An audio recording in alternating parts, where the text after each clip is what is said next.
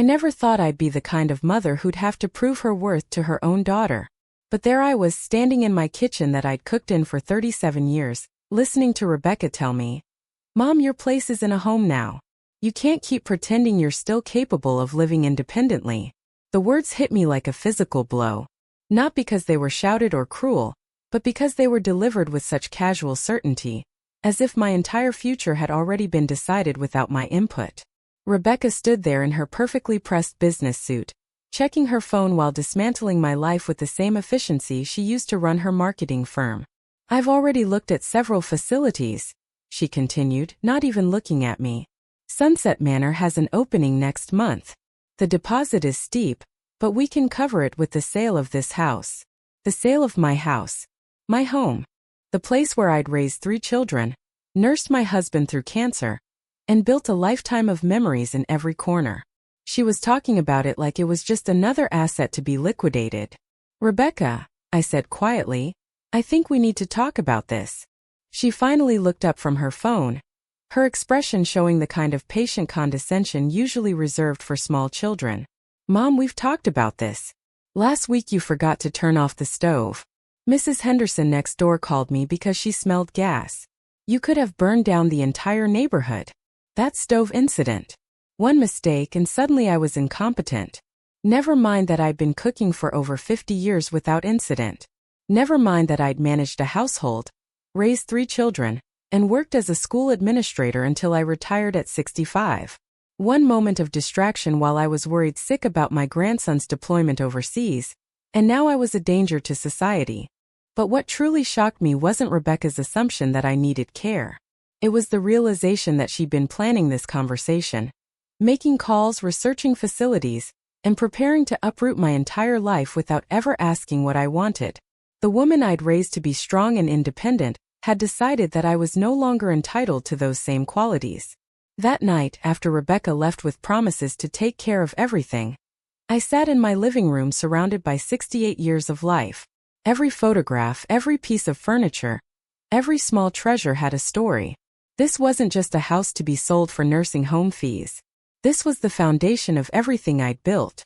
Looking back now, I realize that was the moment everything changed. Not just for me, but for my entire family's understanding of who Eleanor Morrison really was. I'd been what people called a strong woman my entire life, but I'd worn that strength quietly. When my husband James got sick, I didn't fall apart. I became his caregiver, his advocate, his strength when he had none left. When money was tight during the early years of our marriage, I didn't complain. I took on extra work and stretched every dollar until it screamed. When our son David struggled with addiction in his 20s, I didn't give up. I found him treatment, supported him through recovery, and celebrated every small victory along the way. But somewhere along the way, being strong had become being invisible. My children saw my reliability as a given, my competence as background noise. I was the person who handled everything quietly, efficiently, without drama. I suppose that made it easier for Rebecca to assume I'd simply accept her decision about my future with the same quiet compliance I'd shown throughout my life. She was about to learn just how wrong that assumption was. Rebecca had always been my most challenging child, even as a little girl. Where David was gentle and thoughtful, and Sarah was creative and free-spirited, Rebecca was driven and determined. She graduated valedictorian from high school, earned her MBA from Northwestern, and built a successful marketing company from the ground up. I was proud of her achievements, but somewhere along the way, her success had transformed into an assumption that she knew what was best for everyone around her. The irony wasn't lost on me that the daughter I'd raised to be independent and self-sufficient was now trying to take away those very qualities from me.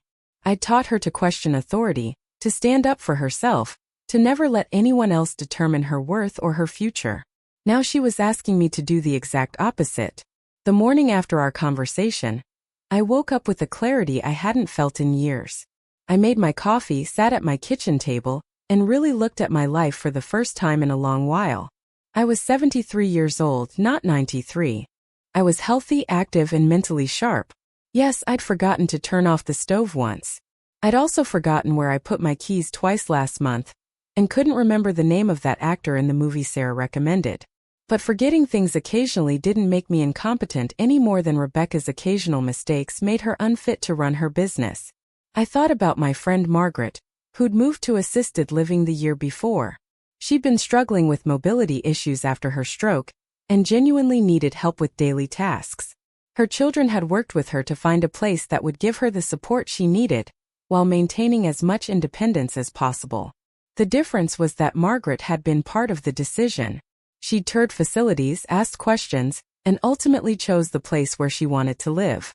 Rebecca had presented me with a done deal. She decided I needed care, chosen the type of care, researched the facility, and planned to fund it by selling my home. The only role I had in this scenario was to comply gracefully. That's when I knew I had to take action. But I also knew that whatever I did had to be strategic. Rebecca was successful because she was smart and thorough. If I wanted to change her mind about my capabilities, I needed to demonstrate them in a way she couldn't dismiss or minimize. I started with research. Rebecca had mentioned Sunset Manor, so I looked it up online. What I found was troubling. The facility had decent reviews, but it was expensive. Nearly $4,000 a month. With my Social Security and James's pension, I could cover maybe half of that. The rest would indeed have to come from selling the house. But here's what Rebecca hadn't considered. The house was paid off and worth approximately $300,000 in the current market. Even after taxes and selling costs, that would leave around $250,000. At $4,000 a month, that money would last about 5 years. Then what? Would Rebecca and her siblings be prepared to contribute thousands of dollars monthly to keep me in a facility I'd never wanted to enter in the first place? I also researched what it actually took to force an elderly parent into care against their will. The answer surprised me. Unless I was declared mentally incompetent by a court, which required substantial evidence of cognitive decline, Rebecca couldn't legally make me move anywhere. I might be her mother, but I was also an adult with rights. Armed with this information, I began to formulate a plan. But first, I needed to understand exactly how my family saw me. Were Rebecca's concerns shared by my other children? Had there been conversations about my supposed decline that I wasn't aware of? I decided to find out. Called Sarah first. My youngest daughter had always been the most emotionally intuitive of my children, and I trusted her to give me an honest assessment of the situation. "Mom, I'm so glad you called," she said when she heard my voice.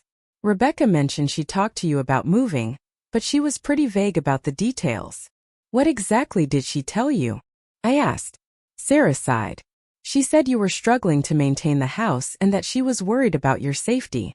She mentioned something about the stove incident and said you seemed confused during her last few visits." Confused? That was interesting. I'd been distracted during Rebecca's recent visits, but not confused. The difference was significant. "Sarah, I want to ask you something, and I need you to be completely honest with me.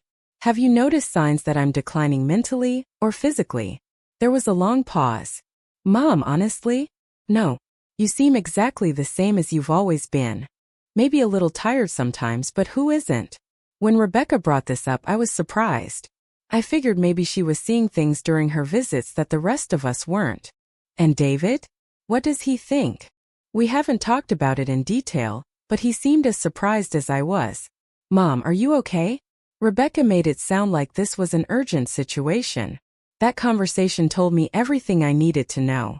Rebecca's assessment of my condition wasn't shared by my other children, which meant it was likely based more on her own fears and assumptions than on actual observation. But it also told me that she'd been building a narrative about my decline that could become accepted truth if I didn't challenge it. My next call was to David. My son had been through his own struggles with addiction and recovery, and I knew he understood the importance of making your own choices about your life, even when others thought they knew better.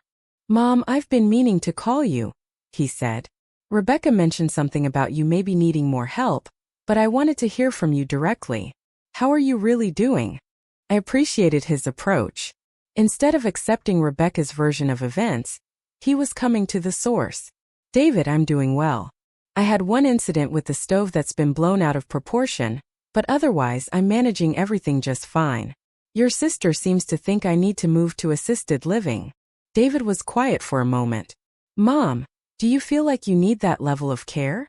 "No, I don't. But more importantly, no one has asked me what I feel I need." The conversation I had with Rebecca was her telling me what was going to happen, not asking what I wanted. That sounds like Rebecca, he said with a rueful laugh. She's always been the one to take charge, sometimes whether people want her to or not. Have you told her how you feel about this? I tried to, but she's already made up her mind. She's even looked at facilities and talked about selling the house to pay for it. The silence on the other end of the phone stretched long enough that I wondered if the call had dropped. Mom, David finally said. That doesn't sound right to me. You raised us to make our own decisions and live our own lives. Seems like you should get the same courtesy. Those conversations with Sarah and David confirmed what I suspected. Rebecca was acting unilaterally, making assumptions about my needs and capabilities without consulting me or even her siblings. But they also showed me something else. My other children still saw me as capable and competent. They trusted my judgment and respected my autonomy. That gave me the confidence I needed to move forward with my plan. The next step was to demonstrate beyond any doubt that I was not only capable of managing my own affairs but thriving in my independence. Rebecca's concern seemed to center around safety and my ability to maintain my home. Fine. I would address both of those issues in a way that would be impossible to dismiss. I started with a comprehensive home safety evaluation. I contacted my insurance company and arranged for a professional assessment of potential hazards. The inspector who came out was thorough, checking everything from the electrical system to the placement of throw rugs. His report showed that my home was well maintained and safe, with only minor recommendations like adding grab bars in the bathroom and improving lighting in a few areas.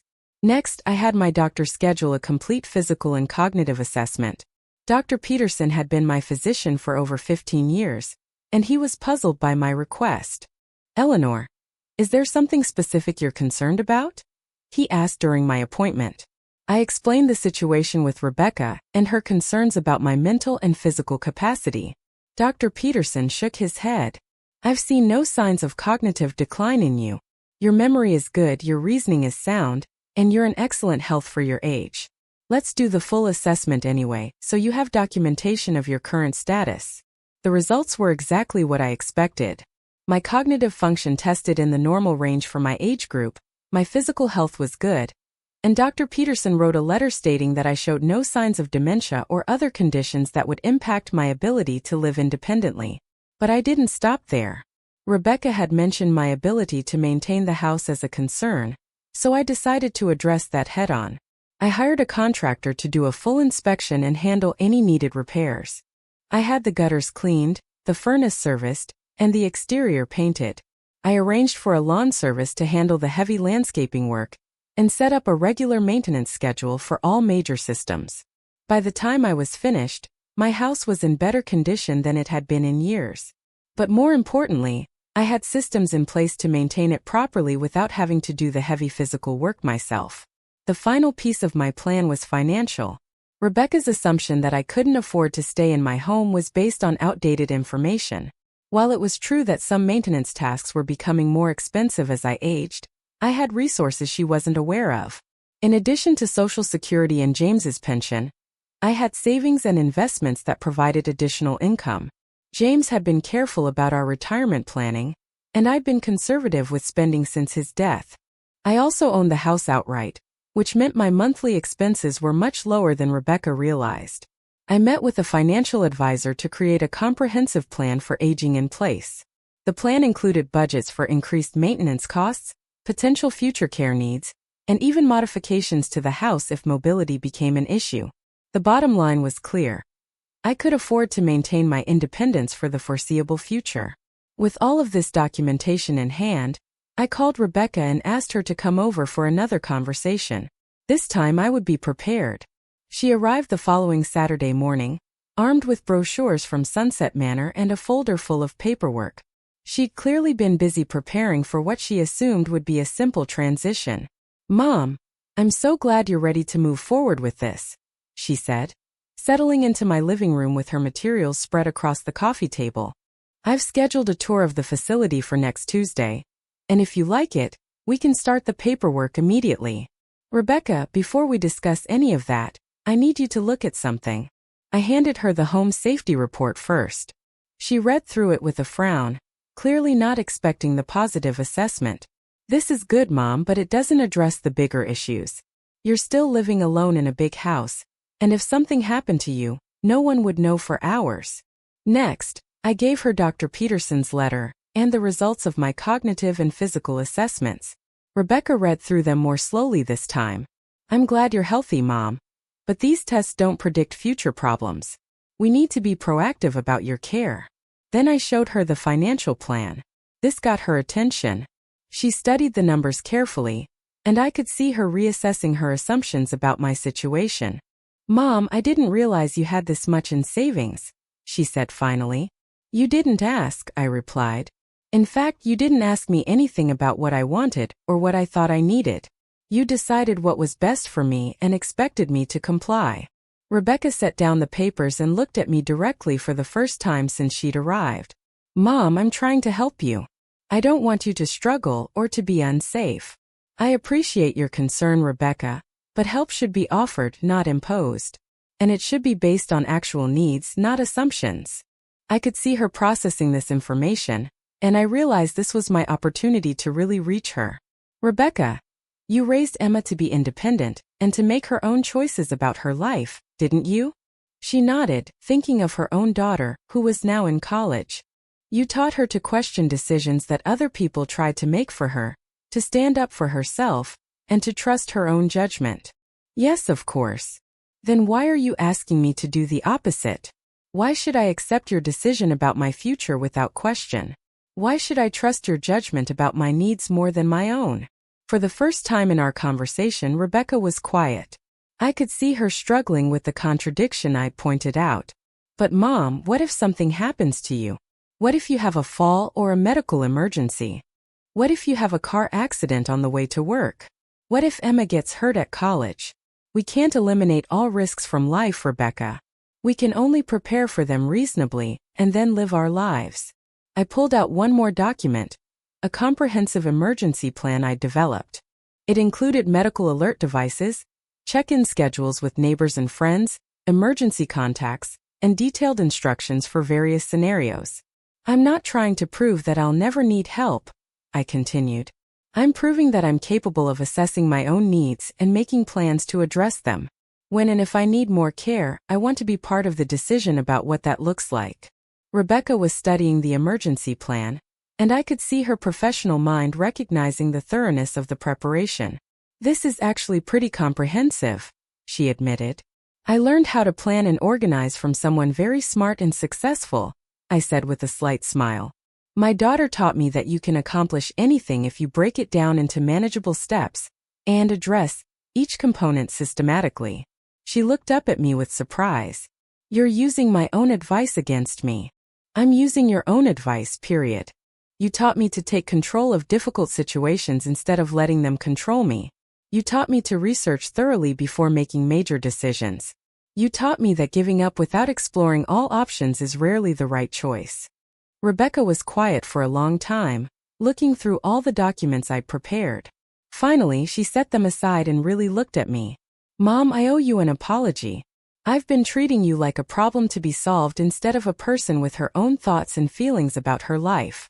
It was a start, but I could see she was still struggling with letting go of the idea that she needed to manage my future. Rebecca, can I ask you something? What's really driving this urgency about moving me to assisted living? She was quiet for a moment, and when she spoke, her voice was softer than it had been all morning. I'm scared, Mom. I'm scared that something will happen to you and I won't be there to help. I'm scared that I'll get a call that you've fallen or had a stroke or something worse. When Mrs. Henderson called about the stove, all I could think about was what could have happened. There it was. The real issue wasn't my competence or my safety. It was Rebecca's fear of losing me, and her need to feel like she was protecting me from all possible harm. Oh, sweetheart, I said, reaching over to take her hand. I understand that fear. I felt the same way about you kids when you were growing up. Every time you drove somewhere, every time you went on a date, every time you moved to a new city for a job, I worried about all the things that could go wrong. But this is different, Mom. You're getting older, and the risks are real. The risks were always real, Rebecca. When you were 16 and driving for the first time, the risk of an accident was real. When you started your business, the risk of failure was real. But I didn't try to prevent you from driving or discourage you from taking entrepreneurial risks, because I knew that living your life meant accepting some uncertainty. I could see her connecting the parallel I was drawing. What I did instead was make sure you had the tools you needed to handle challenges when they came up. I taught you to be a careful driver, to wear your seatbelt, to keep your car maintained. I helped you develop business skills and encouraged you to build a strong financial foundation. I prepared you for independence, not dependence. Rebecca was nodding slowly. And now you're doing the same thing for yourself. Exactly. I'm not pretending that aging doesn't come with challenges. I'm preparing to meet those challenges while maintaining as much independence as possible for as long as possible. She squeezed my hand. I really am sorry, Mom. I was so focused on trying to protect you that I forgot you don't need me to make your decisions for you. I don't need you to make my decisions, but I do need you to support the decisions I make. And I need to know that when I do need help, you'll work with me to figure out what that looks like instead of just taking over. I can do that, she said. But Mom, will you promise me something? Will you stay in touch about how you're feeling and what challenges you're facing? Will you let me help when you need it? Of course. But Rebecca, that has to go both ways. You need to trust that I'll ask for help when I need it, and you need to respect my judgment about what I need. She nodded, and I could see some of the tension leaving her shoulders. What about Sunset Manor? She asked, gesturing to the brochure still scattered on the coffee table. What about it? I put down a deposit.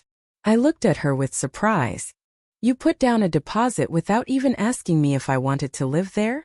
Rebecca had the grace to look embarrassed. I was so sure this was the right decision. I thought if I handled all the details, it would make the transition easier for you. Rebecca, get that deposit back. I'm not moving to Sunset Manor or anywhere else right now. When and if I decide I need that level of care, I'll be part of choosing where I want to live. She nodded and pulled out her phone. I'll call them on Monday. As Rebecca gathered up her brochures and paperwork, I realized that this conversation had been about much more than my living situation. It had been about establishing a new dynamic between us, one where she saw me as a capable adult rather than someone who needed to be managed. But I also knew that one conversation, no matter how productive, wasn't going to completely change patterns that had been developing over time.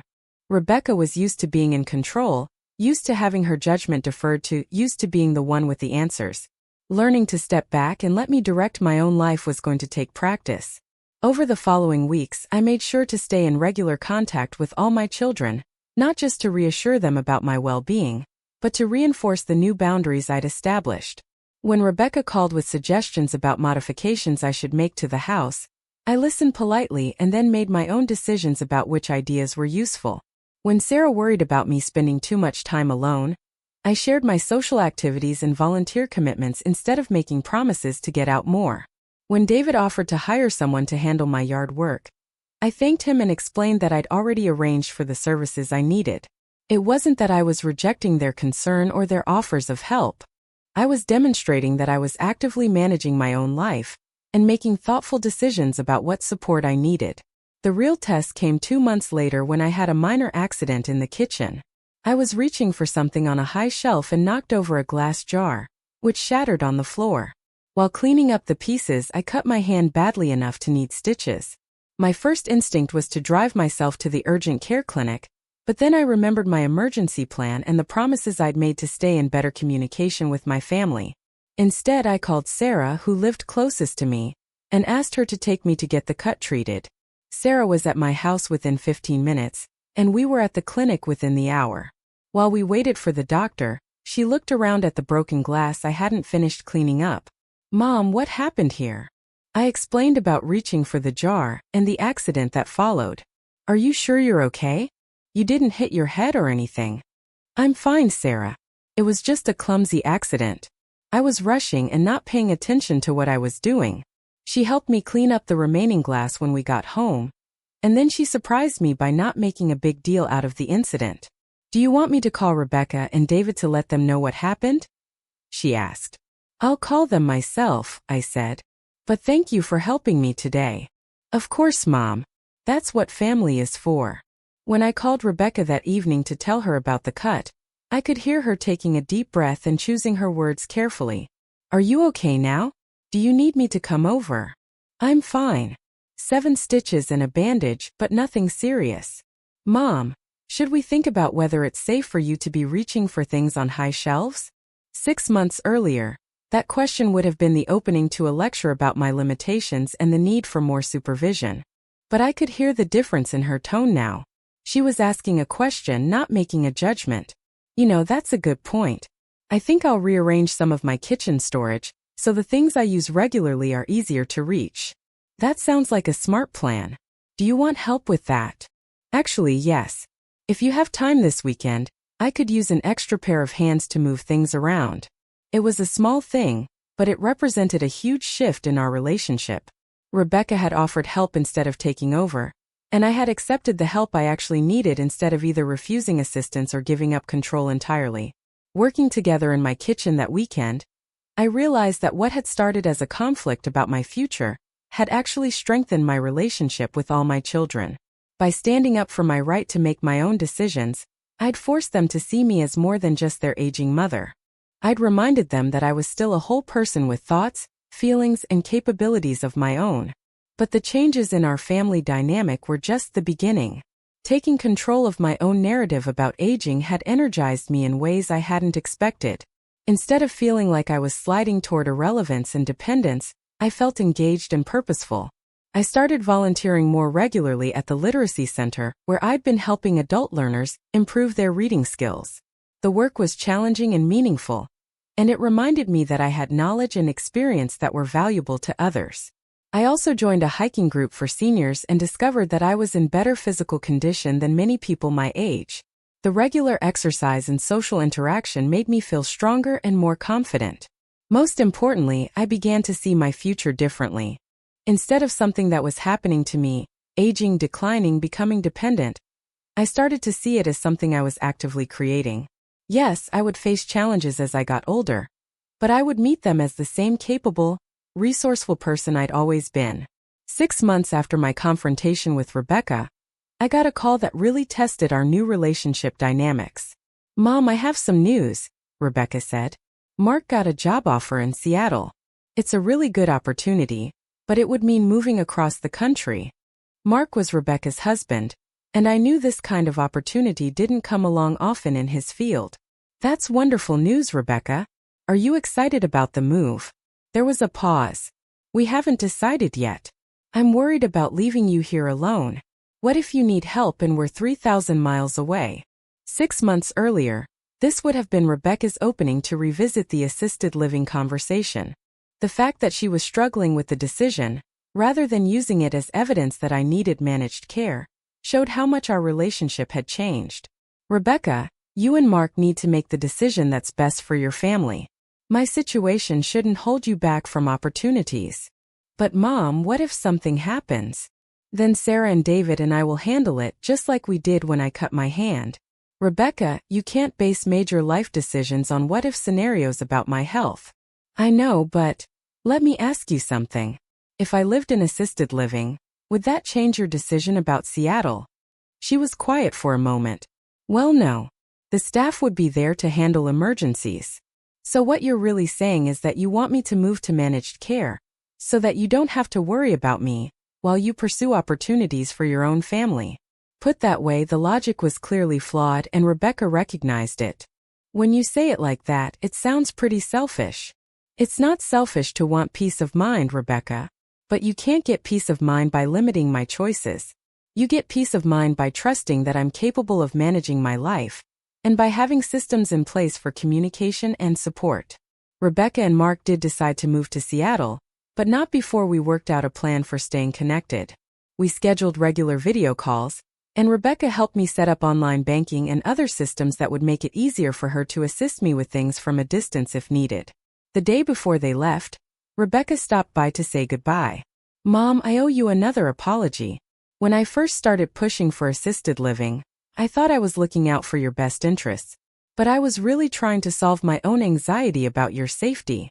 "I know, sweetheart, and I understand the anxiety, but solving your worry by eliminating my independence wasn't the right answer. I can see that now. And honestly, watching how you handled this whole situation, how you researched everything and made plans and stood up for yourself, It reminded me why I've always been proud to be your daughter. That comment meant more to me than she could have known. For months, I'd been fighting to prove that I was still competent and capable. But what I'd really been fighting for was the right to remain myself. The same strong, independent woman I'd always been. As I watched Rebecca's family drive away for their new adventure, I felt a deep satisfaction. Not because I'd won some kind of battle with my daughter, but because I'd successfully navigated a major life transition while staying true to my own values and maintaining my autonomy. The months that followed brought their own challenges, but also unexpected joys.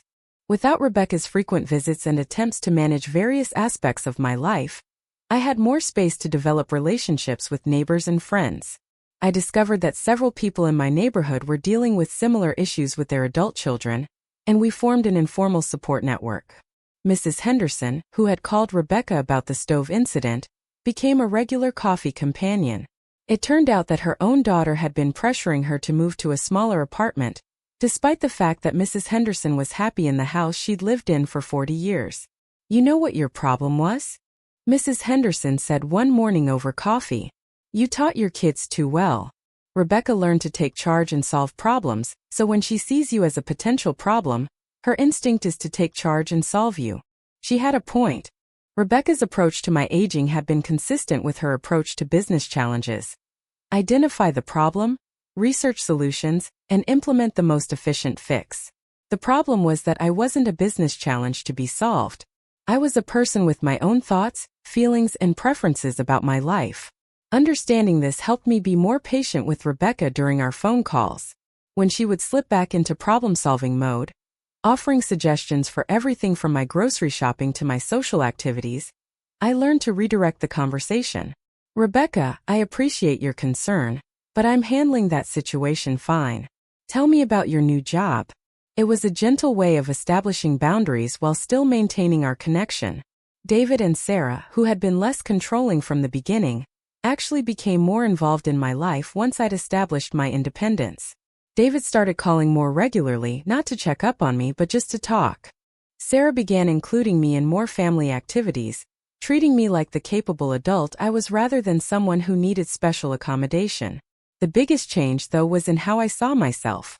The process of standing up to Rebecca's assumptions about my decline had forced me to really examine my own capabilities and limitations honestly. Yes, I was aging. Yes, there were some tasks that were becoming more difficult. But I was far from the helpless, confused elderly woman that Rebecca's concerns had painted me as. I started setting new goals for myself. I took a computer class at the community college and learned to use social media to stay connected with old friends.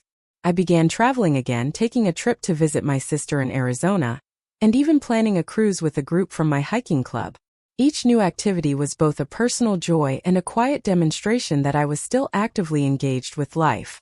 When I posted pictures from my travels on Facebook, Rebecca would like them and comment with pride about my adventures. It was a far cry from our conversations about nursing homes just a year earlier.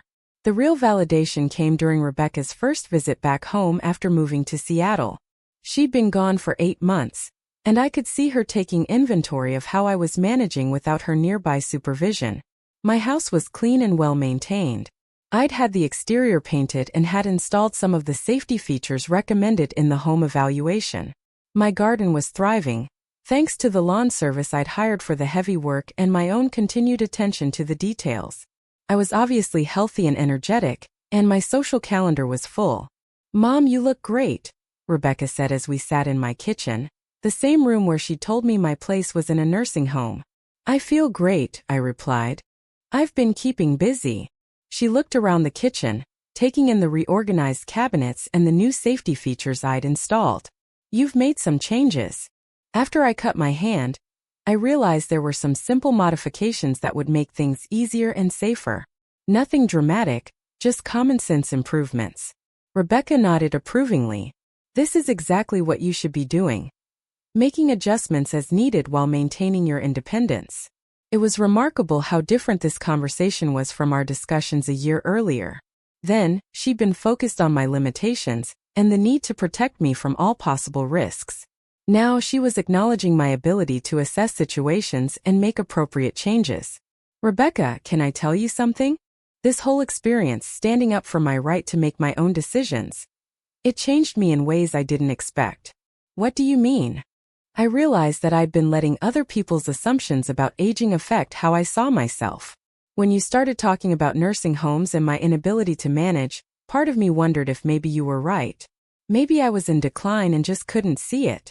Rebecca looked uncomfortable. Mom, I'm sorry I made you doubt yourself. Don't apologize for that part because it led me to something important. Having to prove my competence to you forced me to really examine my life honestly. And what I discovered was that I'm not just hanging on or getting by. I'm actually thriving. I could see Rebecca processing this idea. Taking control of my own narrative about aging gave me permission to set new goals and try new things. Instead of seeing myself as someone whose best years were behind her, I started seeing myself as someone who was entering a new and potentially exciting phase of life. That's a really different way of thinking about getting older, Rebecca said. It is. And it's made all the difference in how I feel about my future.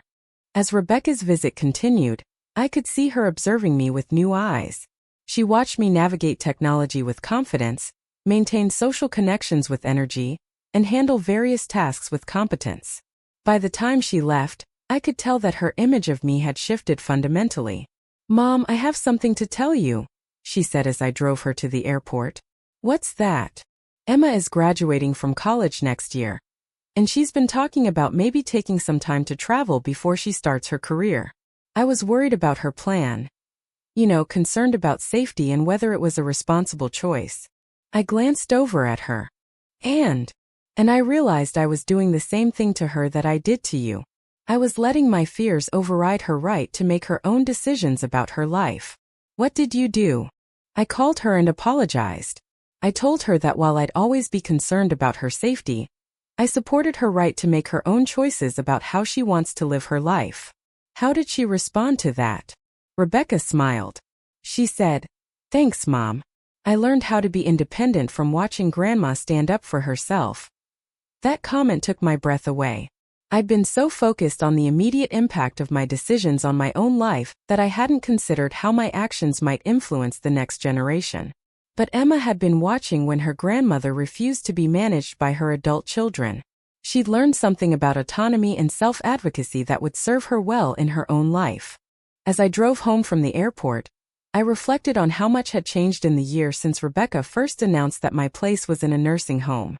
Not only had I successfully defended my right to remain in my own home and make my own decisions, but I'd also demonstrated that aging didn't have to mean becoming diminished or dependent.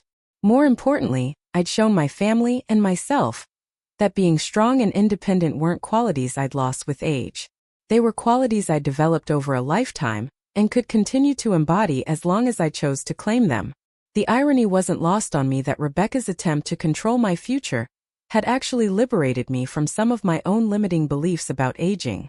By being forced to defend my capabilities, I discovered capabilities I didn't know I still had. By being challenged to prove my independence, I'd found new ways to be independent. 6 months later, I got a call that brought everything full circle. "Mom, I have some news," David said. "Karen's mother is struggling a bit since her father died, and Karen thinks maybe she should move to assisted living."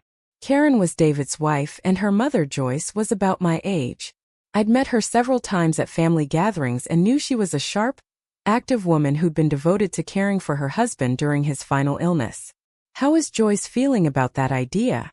I asked. "That's just it, Karen hasn't really asked her. She's been researching facilities and making plans, but she hasn't included Joyce in the decision-making." I could hear the recognition in David's voice. He was seeing the parallel to what had happened with Rebecca and me. "Would it be helpful if I talked to Joyce?" I offered. "Sometimes it's easier to hear from someone who's been through a similar situation." "Would you do that?" "I think Karen means well, but she's making some of the same mistakes Rebecca made with you."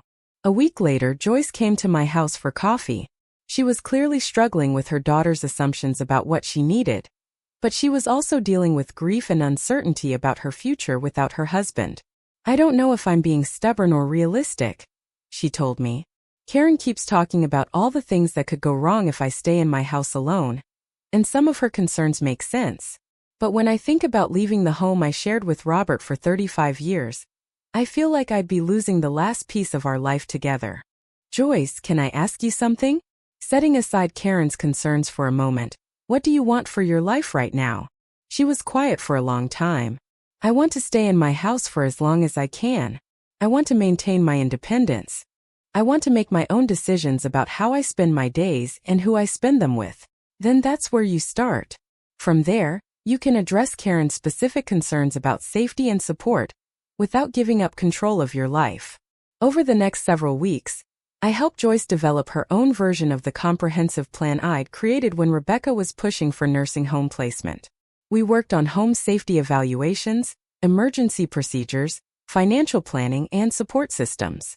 But more importantly, I helped her see that she had the right to be part of decisions about her own future. Just like I had, Joyce discovered that she was far more capable and resilient than her adult child was giving her credit for. When Joyce finally sat down with Karen to discuss her future, she was prepared with documentation of her capabilities and a detailed plan for aging in place safely. Karen, like Rebecca before her, was surprised by her mother's thoroughness and competence. The conversation between Joyce and Karen went more smoothly than my initial confrontation with Rebecca, partly because Joyce was prepared, but also because Karen was able to learn from Rebecca's experience. David had talked to his wife about what had happened in our family, and Karen was more open to considering her mother's perspective. But the real satisfaction for me came from watching Joyce discover her own strength. She'd come to me feeling uncertain and somewhat helpless. Through the process of advocating for herself and planning for her future, she'd reconnected with her own competence and independence. You know what the best part of this has been? Joyce told me after her successful conversation with Karen. I feel like myself again. For months after Robert died, I felt like I was just reacting to things that were happening around me.